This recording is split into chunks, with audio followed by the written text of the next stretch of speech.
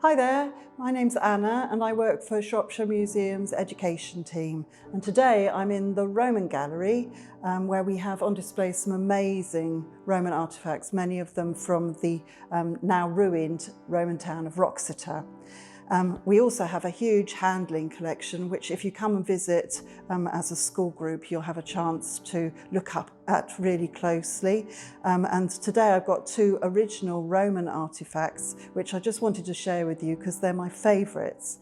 And the reason why I like them so much is because they make me sort of connect with the person who made the objects rather than the person who used them. So first I'd like to show you this. It's a tile, a pili tile, and this would have been used as part of the underfloor heating system in a Roman house. They would be stacked one on top of the other to raise the floor, and then under that raised floor there would be the warm air of the heating system.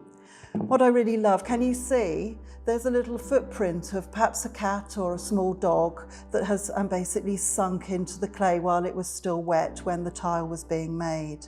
So the person making this tile would have pressed wet clay into a frame and then knocked it out of the frame and left this tile out in the sunshine to dry. And it's at that point that this cat or dog must have trodden in it, and that little paw print was left, and then the tile was fired and now it's rock hard.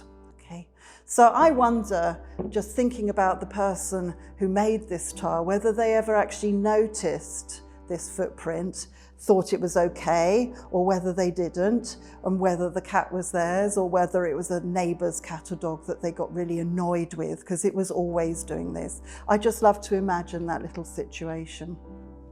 This is something quite different. This is a wine bowl, and basically it's made for drinking wine from. You can see that the bottom of it is a little bit raised up, almost like the bottom of a wine bottle. That little dimple that we have in a wine bottle in the base of it, which is actually called a punt, is there basically to allow the dregs of the wine, those are the little bits that we definitely don't want in our mouth, basically to fall down to the bottom so that we can drink the delicious wine.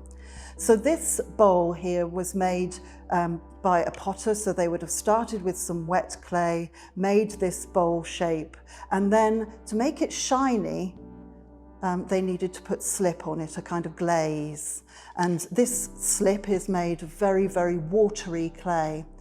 Then we can actually see where the potter held the bowl in order to put it in the slip. I can put my fingers on the places where his fingers once were. He held the bowl like this, he dipped it into the slip, which was an orangey colour made with probably rust, made that orangey colour, and then he fired it in the kiln. But what we can still see are his fingerprints where the slip never reached the clay. So he must have had around about the same size hands as I do.